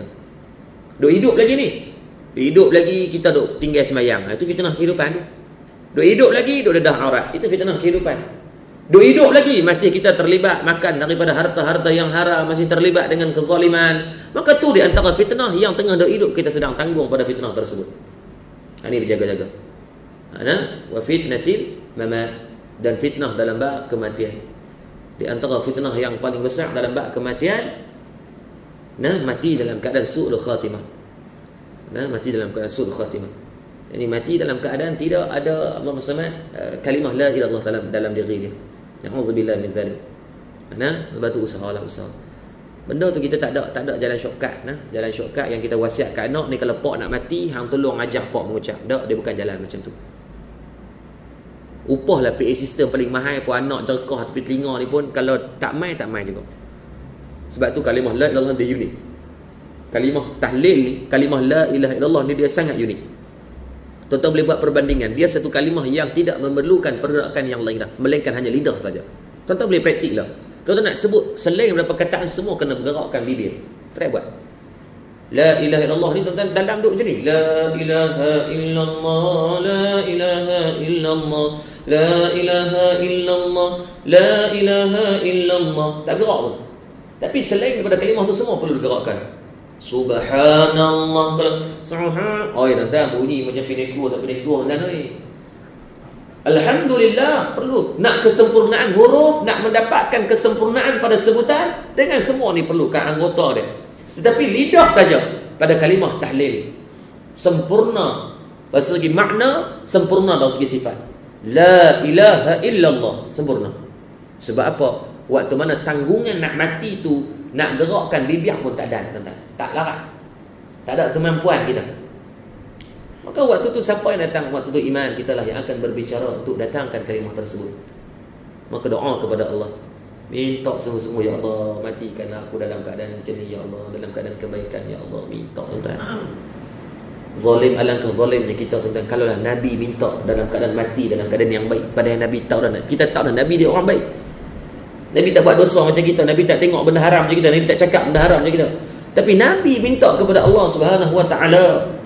Maka alangkah sombong, alangkah zalimnya kita, alangkah jahatnya kita, alangkah tak tahu nak abang tak ada istilah lah untuk kita bahasakan. Alangkah kita ni berasa takaburnya kita dengan Allah Subhanahu Wa Taala, sombong kita dok berasa kita baik sampai tak minta doa kepada Allah mati dalam keadaan baik. Minta. Tak ada doa bahasa Arab, tak ada doa bahasa Melayu pun boleh, tak ada masalah apa. Cari waktu-waktu yang afdal Allah terima doa ni, di antaranya waktu selepas azan. Habis baca doa azan, tuan-tuan sambung bila sikit, ya Allah, aku mohon kepada-Mu ya Allah, kau pelihara diri aku ya Allah, dan keluarga aku, isteri aku, anak-anak aku ya Allah, daripada kematian yang tak elok ni ya Allah, dan matilah aku dalam keadaan husnul khatimah ya Allah. Minta ya Allah. Mana tahu tuan-tuan ada mungkin dah bayangkan sehari 5 waktu azan, tuan-tuan dah minta doa yang sama. Takkanlah tak ada satu waktu pun yang Allah terima. Allah bukan zalim. Kita duk sebut Bismillahirrahmanirrahim setiap hari, tuan-tuan. Duk sebut dah dengan nama Allah yang Maha Pemurah, lagi Maha Pengasih. Allah ni Pemurah, Ar-Rahman. Kita dengar ada surah yang nama Ar-Rahman pula dah. Pemurahnya Allah, tuan-tuan. Orang kafir Allah boleh bagi macam-macam nikmat. Tak pernah sembah Allah, tak pernah kod doa sebut nama Allah dah. Siap dia sembah, beriktiraf ada Tuhan selain daripada Allah pula dah. Sembah berhala pula dah. Dalam pada tu pun Allah boleh bagi dengan kenikmatan kepada dia. Takkanlah tuan-tuan yang duduk semayang, kita semayang tak, kalau tak bagi Allah bagi, tuan-tuan minta. Salahnya kita tak minta. Minta, tuan-tuan. Hak Allah, Allah nak bagi kita mati dalam keadaan macam mana, itu hak Allah. Tetapi keadaan kita, hak kita sebagai seorang hamba, minta. Dapat tak dapat tu nombor 2. Minta dulu. Ni minta pun tak dapat macam mana. Mungkinlah boleh dapat, tapi nampak macam sombong lah kita. Nabi pun ajak dengan cara minta. Nabi meminta kepada Allah. Seorang manusia yang Allah declare nama dalam Quran rahmatan lil alamin, rahmat pada sekalian alam. Satu makhluk yang Allah cukup muliakan pada jasad dan akhlak dan sebagainya, semua yang ada pada diri Nabi. Dalam keadaan macam tu pun seorang makhluk yang mana Allah Subhanahu wa taala iktiraf sebagai kasih Allah pun tuan-tuan minta kepada Allah. Maka kita yang komen sepanang ni lagi kena minta lah. Kita yang buat leceh ni lagi kena minta lah. Kita takut mati dalam keadaan fitnah. Banyak kita tengok mati dalam keadaan fitnah. Kadang-kadang memberikan, kadang-kadang kita buat Allah kau biar buat jadi macam ni, kesian kat dia. Yang mati dalam keadaan muda, dalam keadaan duk buat pada benda maksiat, yang mati dalam keadaan duk tengah merempit, yang mati dalam keadaan tuan-tuan, keadaan-keadaan macam ni kita takut dah. Saya pernah urus satu kes lah di UPNM. Saya pernah siap dengan dakwah di sana. Sebab saya ex-student sana dulu, ijazah di sana. Bila kan ada pegawai YO sahabat saya yang ditauliahkan sekali pegawai. Tapi saya dah tak pakai uniform sekarang. Dia accident baru lepas minum arak, baru lepas berzina tuan. Macam mana boleh tahu berzina? Sebab dia masuk kelab malam, ada dia pecok di tangan. Tuan-tuan, satu benda, dia pun 3 orang, 4 orang dia pun. 2 orang on the spot mati di situ. Seorang masih hidup sekarang dan alhamdulillah Allah bagi. Bila jadi benda tu kat dia tuan-tuan, dia berubah tu ya. Seorang lagi koma dan mati waktu koma. Satu kebaikan yang kita boleh fikir, mungkin kawan yang koma ni Allah bagi keizinan dalam koma tu dia bertaubat kepada Allah. Dan kita doakan juga mungkin yang mati on the spot ni tuan-tuan, sebelum dia accident tu mungkin dia sempat bertaubat. Itu yang kita sangka baik yang tu ya tuan-tuan. Tapi alangkah kematian dengan cara yang macam tu tuan-tuan. Satu, mak ayah nak cerita pun malu tuan-tuan kalau macam tu. Dalam kereta jumpa pula kondom, dalam kereta dia jumpa pula dadah. Tuan-tuan waktu dia pun kena tu pening kepala. UPNM tuan-tuan kena berkabung, kami ni tak boleh keluar tu. Kes ni sampai kepada PTDU, Panglima Tentera Darat. Waktu Datuk Zul, dia memang marah sungguh-sungguh tuan-tuan. Ya Allah Rabbi, sebab keadaan tu berlaku memang macam tu. Allah nak tunjuk kekuasaan Allah ni, siapa-siapa pun boleh kena. Dia tak ada kira siapa, orang muda, orang tua, boleh mati belaka. Maka kita minta kepada Allah, muda ke tua mati tak kisah, moga-moga mati dalam keadaan kebaikan. Allahumma khtim ala al-islam, moga-moga dapat benda tu. Minta tuan-tuan, selitkan benda dalam doa. Selitkan balik apa doa ni. Kalau nak baca dalam solat, mesti dengan bahasa Arab. Jangan duk buat tibai bahasa Melayu dengan kepala-kepala pula. Allah matilah dalam keadaan. Jangan buat dia cek batal solat. Nah, doa dalam solat, dalam di antaranya time sujud boleh. Kalau tak tahu nak baca apa, la ilaha illa anta subhanaka inni kuntu minadh dhalimin. Baca tu. Menyerah diri kita kepada Allah. Tidak ada Tuhan melainkan Allah. Subhanaka inni kuntu minadh dhalimin. Maha suci Allah yang mana kita mengaku bahawa kuntu minadh dhalimin. Kita ni menzalimi diri kita, kita zalim orang lain, kita merendah diri kepada Allah, berserah diri bahasa dia. Minta ya Allah. Dan di antara waktu afdal juga berdoa waktu sebelum memberikan salam. La ilaha illa anta subhanaka inni kuntu minadh dhalimin. Allahumma khtim ala nabiyyina sallallahu alaihi wasallam. Bacalah beberapa doa pada. Dan doa ni sikit ijazah lagi. Amalkan doa ni pani. Dan terakhir Nabi minta, Allahumma inni a'udzubika minal ma'sami wal makhram. Ya Allah, ya Allah ya Tuhanku, aku bermohon kepadamu ya Allah ya Tuhanku ya Allah. Aku bermohon a'udzubika perlindungan daripadamu ya Allah minal ma'sami, daripada perbuatan maksiat yang sedang berlaku, perbuatan dosa yang sedang berlaku, perbuatan dosa yang akan berlaku, yang sedang berlaku, yang telah berlaku. Tak kira lah bila pun, yang mungkin kita buat, yang mungkin kita akan buat, yang mungkin kita telah buat. Ni benda yang main dengan present tense, past tense. Dia main dengan fi'il madhi, dia main dengan fi'il mudhari', dia main dengan fi mustaqbal, benda yang akan datang. Ni ada belaka ni dengan kita ni. Maksiat ni ada belaka. Kalau tuan-tuan saya tak tahu, tapi kalau saya rasa maksiat yang kita dah buat ni banyak mungkin dengan mata. Mata duk tengok benda haram ni tuan-tuan, masya-Allah tabarakallah. Kadang tak mau tengok, dia main lalu kat depan, tak tengok pun rugi tuan-tuan. Dia kata maksiat dengan mata, kalau kita tengok ya Allah kita generate maksiat ni kadang-kadang hari dengan mata banyak ni. Dia bawa kereta ni tuan-tuan, Allah Rabbi tuan-tuan, duk berhenti lampu isyarat, mesti dia main. Asal kita berhenti dia main, sebab dia ikut belakang kita ni. Tapi dalam duk jaga dia mesti main. Dia kata Allah Rabbi, baru ni saya pergi ke Nuri dengan anak, dengan isteri semua. Nuri diperlih satu, Nuri yang agak grand dia buat 3 ekor kerbau kan. Seekor kerbau berdekat boleh 2,000 orang makan. 3 ekor kerbau. Besar Nuri tu memang besar tu, tengok Allah. Sahabat dia guru Quran saya di Mesir, orang Indonesia. Dia balik di Malaysia, dia mengajar di Ustaz Yusani di tempat Matin di Perlis. Dia khidmat di situ. Allahumma salli sama. Jadi dia ada orang Perlis, orang kaya Perlis berkenan dengan dia, bagi menikah dengan anak perempuan dia. Dia selesai semua jadi orang kaya, alhamdulillah dah dapat pilihan Allah bagi dia macam tu. Bila saya pergi Kenuri tu, dia pasti dah lelaki perempuan. Dah asing dah, tapi dalam Kenuri tu dia payah. Ada jenis mangkuk ayun ni, dia orang asing pun dia nak mai juga. Saya duduk di tempat tu, tengok-tengok dalam kita duduk makan nasi tu, dia mai parking depan kita. Perempuan lah cerita ni. Dan mudah lah, kalau umur 80 saya tak cerita kat tuan-tuan. Mai umur 80 makan nasi depan, dan tak cerita. Tengok benda tuan. Ni mai duduk depan rumah, umur dalam awal 20-an lah tuan-tuan. Walaupun kita ada bini, tapi dia mai duduk depan tuan-tuan. Bini kita pun tak tengok tak, kita tengok dia dulu. Dia mai duduk depan kita pula, siap angkat kaki ni, selak duduk macam ni pula dah. Allah Rabbi tuan-tuan.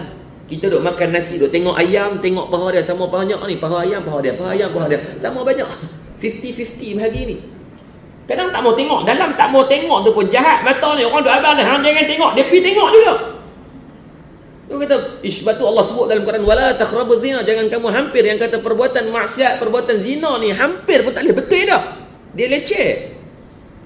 Hang hebat tahu dah Ustaz, saya ni dengan orang perempuan tak rasa apa. Kalau tak rasa apa, hang tak game mati pucuk ya.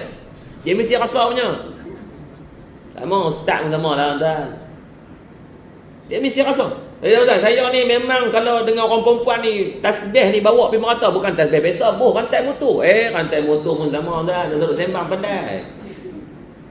Sebab dia barang yang Allah dah sebut benda tu dalam Al-Quran, benda yang susah. Kena duduk jauh, dekat tak boleh.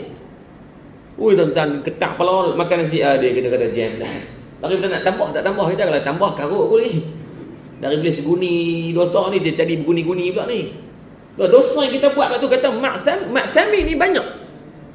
Kita duk makan daripada harta yang haram, kita duk bercakap pada barang yang haram, mata tengok benda yang haram, telinga dengar benda yang haram. Maka tak ada keupayaan pada diri manusia untuk lawan pada benda ni, melainkan hanya dengan izin Allah dan bantuan daripada Allah. Sebab tu kena minta kepada Allah. Jangan rasa sombong. Iman kita tak kuat pun. Tak kuat tuan-tuan, sungguh. Akhir zaman ni pula tuan-tuan duduk di kawasan yang di Kuala Selangor ni tuan-tuan. Selangor, Kuala Lumpur, di kawasan yang Lembah Kelang ni, di antara maksiat yang paling banyak dan majlis ilmu yang paling banyak. Itu memang hakikat dia. Tuan-tuan, saya program dengan Jakim baru ni. Pengarah Jakim kata apa? Dia bahagian yang uruskan taulah-taulah ustaz yang mengajar ni. Dia semakkan. Dia kata ustaz, di Selangor saja, dia kata dalam kawasan Selangor saja, tak masuk KL lagi ni, Selangor saja, dia kata setiap malam kuliah yang berlangsung lebih daripada 6,000 pengajian. 6,000 pengajian. Dia kata dia rekodkan kalau surau, masjid, madrasah apa semua ni 6,000 pengajian. Tu dia tuan-tuan. Dia kata kalau nak kawal ustaz, pakai tak kawal. Wahabi ke Syiah ke apa, dia kata nak kawal macam mana ustaz? 6,000 dia kata, staff kami ada berapa orang. Abang kata tu dia, tapi maksiat pun banyak dah ke sini, banyak.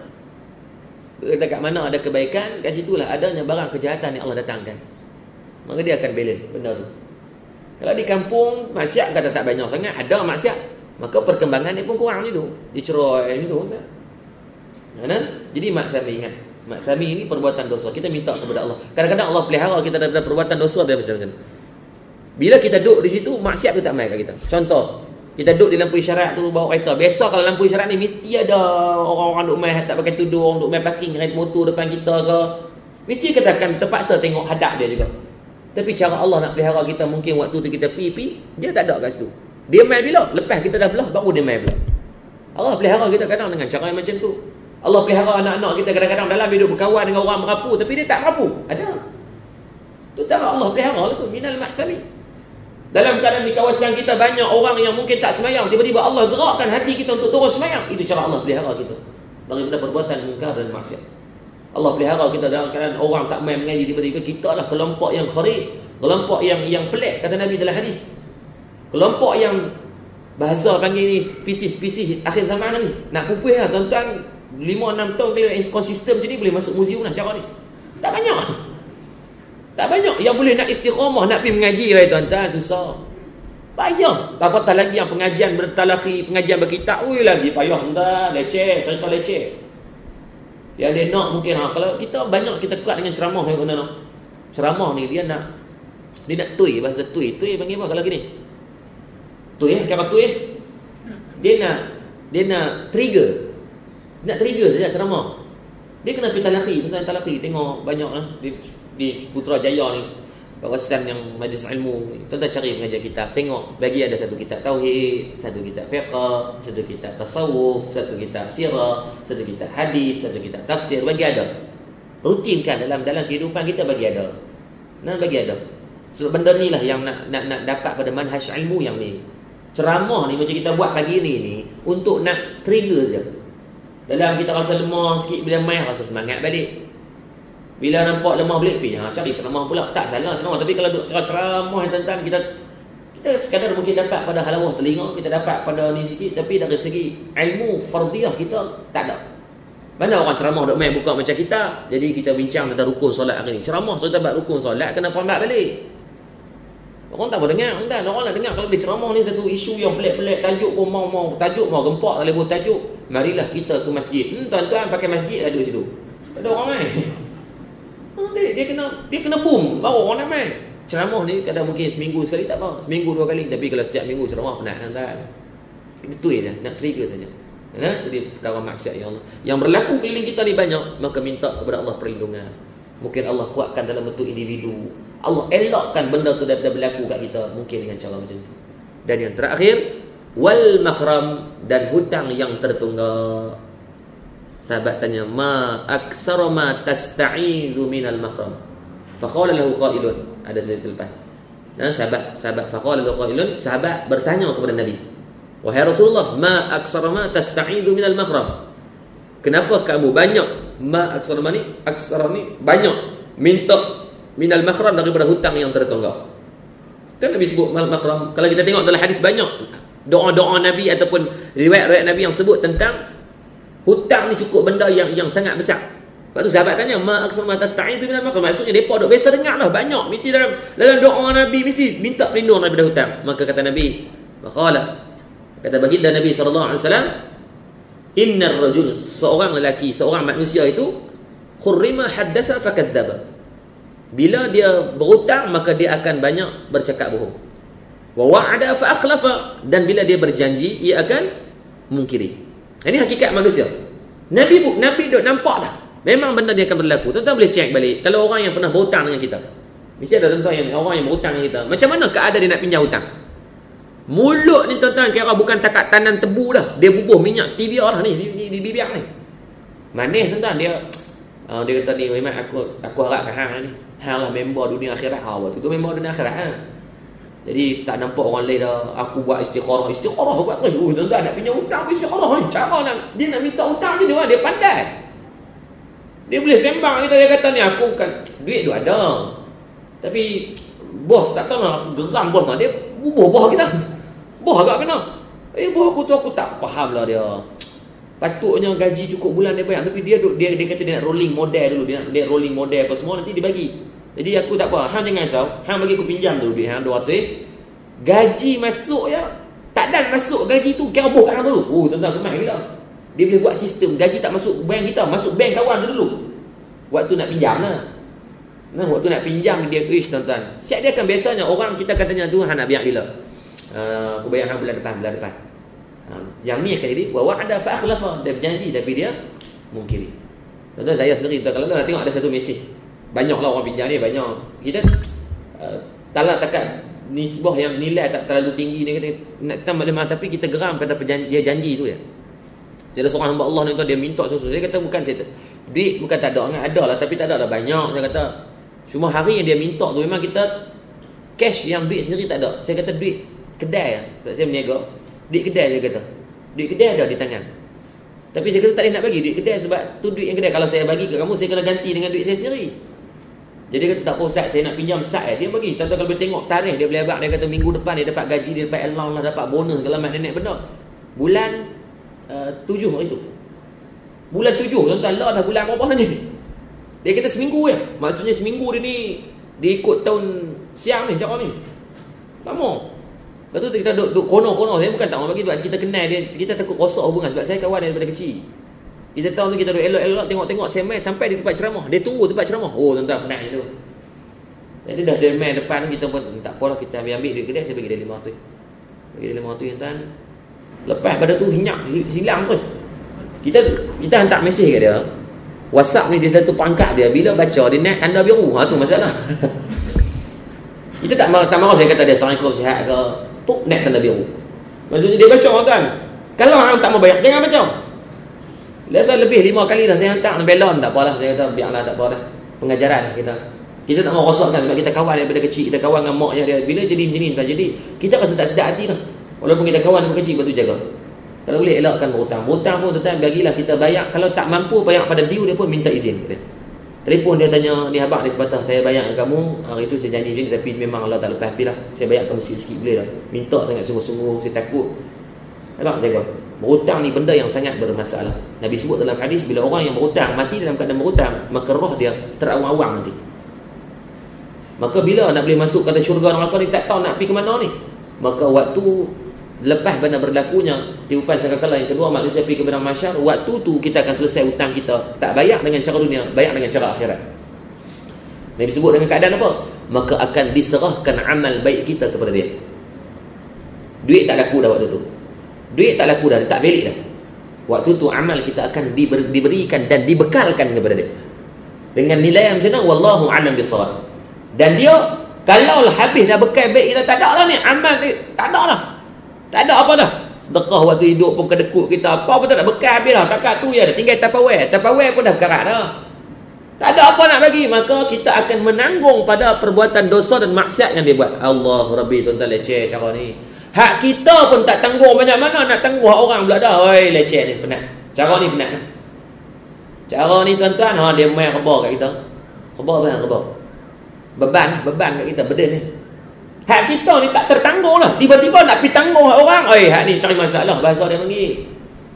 Maka itulah akibat pada orang yang berhutang. Dia akan cenderung untuk berbohong, dan dia akan cenderung wa wa'ada fa akhlafa, kata Nabi. Dia akan banyak mungkir janji. Jaga tuan-tuan. Berhutang, dalam hadis sebut Nabi pernah pergi ziarah satu kematian. Nabi tanya, adakah si mati telah menjelaskan hutang?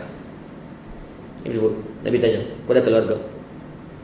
Kata Nabi yang kedua, adakah kalau dia tak selesaikan hutang, adakah dia meninggalkan harta untuk selesaikan hutang dia? Nabi kata kalau dia tidak menyelesaikan hutang dan tidak meninggalkan harta nak selesai hutang, maka Nabi tak mau solat jenazah untuk dia. Sebab apa tak mau solat jenazah? Kata ulama-ulama bincang bab ni. Sebab apa Nabi? Adakah Nabi zalim? Tidak. Tetapi bila Nabi solat jenazah untuk orang, syafaat pada orang yang Nabi solat tu, maksudnya masuk dalam syurga. Tapi mana mungkin nak masuk dalam syurga kalau dia berhutang? Faham tak? Maksudnya you cannot turn right and left on the same time. Oh, tuan-tuan, BI boleh hack tu pun. Kita tak boleh nak tengok kanan dan kiri dalam satu masa. Faham bahasa dia ni? Maksudnya kalau dia dapat syafaat masuk syurga, tapi sebabkan dia berhutang, Nabi sebut dah, bila dia berhutang dia masih tersangkut ni. Sebab tu bila mak ayah kita meninggal ke apa, kita diajak untuk apa? Buat hebahan. Tanya ada siapa-siapa yang hadir ni, kok ada mak ayah saya berhutang, minta jumpa dengan kami, dengan waris dan sebagainya. Walaupun waktu tu kita tak ada duit, kena tanya. Buat hebahan. Kalau orang Cina, orang India ni memang dia pembuh dalam surat khabar tu. Kematian seorang-seorang mendiang, seorang-seorang sekian-sekian ni. Itu sebagai hebahan lah tu. Tonton yang ada duit sikit boleh dalam buletin utama. Sebab takut ada hutang. Mak ayah kita hutang kok orang yang kita tak tahu. Dia pun lupa nak wasiat. Sebab tu wasiat kena buat. Tuan-tuan, saya sendiri ni, kalau saya sendiri, saya buat dalam note saya ni, saya buat dah hutang. Saya wasiat kat isteri saya kata kalau abang mati, kalau boleh tak mau matilah, saya nak dia mati dulu kalau boleh. Nah, dia tak ada lah ni, kalau tak berani sebut. Nak nikah. Aku buh lagi mampu aku balik. Dia lagi 3 line, kita 2 line, dia 3 line. Jadi tak, kalau kita wasiat pun tulis saja, tulis hutang siapa, hutang bank ke, hutang sekian. Biasa hutang bank ni dia ada insurans dia, kita mati dia ada ni dia. Hutang yang bersabit dengan orang ni, saya tulis tuan, hutang bagi kita tahu, kita takut bila-bila masa kita boleh mati. Hari-hari ada risiko. Mati dia tidak kira ke atas jalan saja dah. Tuan-tuan, baru ni kalau tuan tengok dalam berita, seorang hamba Allah duduk tidur tepi jalan dalam kereta, pelajar universiti. Orang nak bunuh diri naik tingkat 12, terjun. Yang duduk dalam kereta mati, yang terjun tak mati. Kata tuan tengok baru ni ada satu kes ni. Dia duduk lena dalam kereta. Kawan tu duduk buat nak ingat Superman kot. Dia nak terjun tengok tak boleh terbang tuan-tuan. Tak boleh dah, tak boleh patah balik. Boom atas kawan tu, kawan duduk tidur di bawah. Kawan selamat terus tuan. Yang dia pula sihat lagi. Dia cuma ICU orang tu lah, elok lah. Tapi naya kawan tu. Padahal kawan duduk berhenti tepi. Duduk lena mimpi sampai punya berum jatuh dari kepala. Naya tak ada. Dia kata mati tak kira siapa dia punya. Kita tengok bulan lepas, 2 bulan lepas, lori hantu yang pilanggak budak-budak sekolah duduk tepi jalan. Bukan ada pasal. Tapi Allah datangkan, itulah ajal mereka di situ. Maka Allah datangkan asbab. Maka tidak tahu mati bila. Jangan duk kata yang muda-muda ni tak mati dah. Mati juga. Mati tuan-tuan. Kullu nafsin dha'iqatul maut thumma ilaina turja'un. Kita mati belakang. Jadi tuan-tuan, muslimin muslimat rahmati Allah, ni hadis yang kita bacakan pagi ni, riwayat Imam Al-Bukhari ni. Kita boleh buka dalam kitab Al-Adhan, dalam bab ad-du'a qabla salam. Dalam tu ada banyak doa-doa Nabi sebelum Nabi memberikan salam. Tuan-tuan boleh buka dalam, tuan-tuan boleh semak dalam, tuan-tuan buka page Dr. Zaharuddin, dia post satu web yang mana boleh cek hadis-hadis ni. Bagus entah tadi pun saya dan sempat tadi dan cek saat lepas duk wirid tadi pun duk cek hadis-hadis. Bila ni kan musim yang orang semua nak dalil belaka. Ngaji hadis malas. Dia kira nak jalan syukat ni. Tapi tak apalah, kod dia kata benda tu manfaat, tak apalah, ikut pandailah. Tak apalah, kita meraihkan, tak ada masalah. Tapi janganlah sampai mustalah hadis pun tak maunya dia kira petikai. Tu hadis tu, nak hadis ni nak hadis sahih saja. Tuan-tuan, tak ada masalah. Hadis hasan, hadis banyak lagi hadis ni untuk kita ni. Hadis dhaif pun boleh kita baca, tak ada masalah apa. Jangan kita tolak. Yang tak boleh hadis palsu. Ni hadis dhaif pun dia tolak juga. Sedangkan kalau tuan-tuan buka dalam kitab Bulughul Maram, kita Imam Ibn Hajar, dia buat dalam kitab Imam Ibn Hajar ni muhadis ni. Di zaman dia tak ada, orang kata tak ada orang yang salim di zaman dia. Kalau zaman kita suruh banding lah. Takat PhD, takat kita mufti tu tipu sikit ni, tak ada kira lah. Imam Ibn Hajar ni alim dia tu. Tuan-tuan boleh cari kitab ni banyak. Disebut dalam kitab Bulughul Maram, dia buat hadis-hadis dhaif ada dalam ni. Dia seorang muhadis, dia pun tahu hadis ni dhaif. Kalau hadis dhaif tak boleh pakai, dia takkan bubuh. Faham tak maksud dia? Maksudnya kita tambah kita yang dah ke depan, yang tak apa nak alim sangat ni, apa pun berlapang dada, tu je. Bab-bab yang khilafiah berlapang dada. Tak suruh buat orang berkelahi, tak suruh buat orang bergaduh. Kita duk tengok hari orang bergaduh lebih banyak daripada orang beramal. Orang duk syok kira nak berdebat daripada untuk mencarikan penyelesaian. Ini dia berlaku. Jadi berlapang dada. Solusi dia tak ada jalan lain.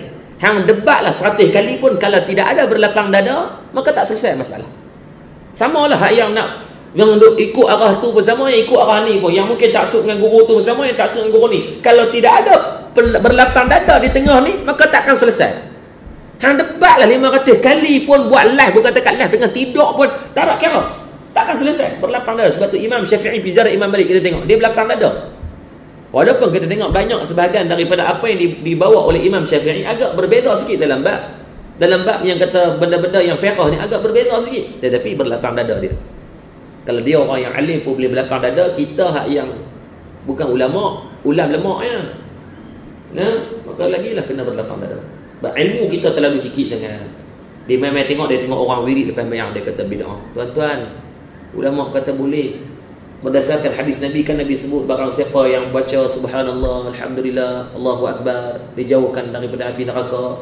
Siapa yang baca ayatul kursi, ada fadilat-fadilat dia, Allah Rabbi. Tapi dia tak jumpa hadis tu. Terus dia kata bid'ah. Ni kata bodoh sombong bahasa ini. Jadi tuan-tuan boleh download aplikasi tu hdith.com.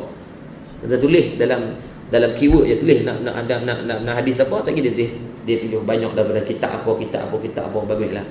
Itu satu aplikasi yang baik. Tapi pada kita orang awam ni kan lagi jadi keliru pula. Semua benda kita nak ni jadi itu jadi masalah pula. Tapi tak apalah, ala kulli hal, moga-moga bermanfaat. Jadi saya baca, nanti tuan dia ikut, saya akan jazahkan. Saya akan jazahkan kepada tuan-tuan semua yang nak rakam tulis apa. Yang nak tulis. Saya akan ulang 3 kali, tuan-tuan ikut ulang 3 kali, dan di akhirnya nanti saya akan baca dengan kalimah ajaztukum. Yang ni saya jazahkan kepada kamu. Allahumma samad, saya dapat ijazah ni daripada seorang jadi ulama daripada Yaman, Habib Muhsin Al-Hafiz, yang datang kepada Malaysia, tak silap saya pada tahun 2014. Kebetulan ana tolong khidmat untuk dia nak minta jazah tu daripada Sunan Sitah semua ni, dan dia jazahkan semua alhamdulillah. Bila hadis ni berada dalam tu, jadi diamanahkan untuk kita dan bagi kepada orang lain pula. Dan tuan-tuan pun tak apa boleh jazah ke orang lain, ke anak-anak, isteri lah. Dalam bentuk yang macam ijazah, ada bagi ijazah umum lah. Balik beramal, kita pelekat di rumah, pelekat dalam kereta kasar, untuk sekadar kita nak boleh mengapai saja. Lepas dah boleh mengapai, tak apa dah dia ingat Dan mula-mula dapat surah Allahumma inni a'udzubika min 'adzabil qabr wa a'udzubika min fitnatil masiihid dajjal wa a'udzubika min fitnatil mahya wa fitnatil mamat. Allahumma inni a'udzubika minal ma'tham. Mula-mula ya, tapi lama-lama tuan-tuan lekatkan di tempat-tempat, contoh macam tempat sembahyang kita di rumah, tuan-tuan lekat sah. Ulang lama-lama dia ingat. Tapi kalau sangkut jangan duk pulun juga. Allahumma inni 2 jam tahiyat akhir, orang tahu lama sangat ni. Doa tak main dia kata ustaz. Tak gaduh lah, bagi salam lepas tu bacalah lepas sembahyang. Lupa Assalamualaikum warahmatullahi, Assalamualaikum, ambil handphone tengok balik. Baca. Tak ada masalah. Dia cuma waktu yang afdal dalam solat. Adakah salah buat dia lepas solat? Tak salah. Baca waktu mana pun tak buat, cuma afdal dalam solat. Nabi buat dalam solat. Jadi saya baca, tuan-tuan ikut, moga-moga memberikan manfaat. Bukan saya alim lah, saya tak alim. Cuma kita berkongsi. Ustaz kita ni saya yakin lagi alim, tapi kita sekadar berkongsi saja insya-Allah. Bismillahirrahmanirrahim. Allahumma inni a'udzubika min 'adzabil qabr wa a'udzubika min fitnatil masiihid dajjal wa a'udzubika min fitnatil mahya wa fitnatil mamat. Allahumma inni a'udzubika minal ma'sami wal maqram. Lagi Allahumma inni a'udzubika min 'adzabil qabr wa a'udzubika min fitnatil masiihid dajjal wa a'udzubika min fitnatil mahya wa fitnatil mamat. Allahumma inni a'udzubika minal ma'thami wal maqram. Kali lagi Allahumma inni a'udzubika min 'adzabil qabr wa a'udzubika min fitnatil masiihid dajjal wa a'udzubika min fitnatil mahya wa fitnatil mamat. Allahumma inni a'udzubika minal ma'thami wal maqram. Ajastukum, saya jazahkan kepada tuan-tuan. Jadi tuan-tuan lafaz dengan qabilna, kami semua terima. Jadi tuan-tuan, moga-moga bermanfaat. Jadi ada beberapa ayat itu yang hurufnya kena tekan bagi elok nah. Mamat, ta tu dengan ta yang disebut. Bukan mamat, bukan dalam nah. Dan seterusnya ma'thami, ta bukan sin. Ma'thami wal maqram. Khain dia di sini nah. Ni di tengah-tengah, di antara pertengahan. Wal maqram, dia bukan kha, dia khain di sini. Wal maqram tu hutang yang tertonggak. Jadi tak kira rasa ustaz kita ada salin, tuan-tuan boleh rujuk dekat info lah. Kalau tak ada ustaz kita apa, bagi wakil seorang, saya akan Allahumma samad, nanti kita akan tulis kat seorang tu dalam bentuk macam itulah. Tunggu saya tembus dekat WhatsApp mana-mana siapa, tolong sebarkan nanti. Wallahu a'lam bissawab. Yang baik semua daripada Allah Subhanahu wa taala, dan berkelemahan asas kedaifan ilmu dan kejahilan daripada diri anda sendiri. Mohon maaf kalau mungkin ada kekasaran bahasa, tertinggi suara, atau ada perkataan-perkataan yang digunakan mungkin tidak sesuai dan mengambil masa yang agak panjang, mungkin sampai 8 lebih noh.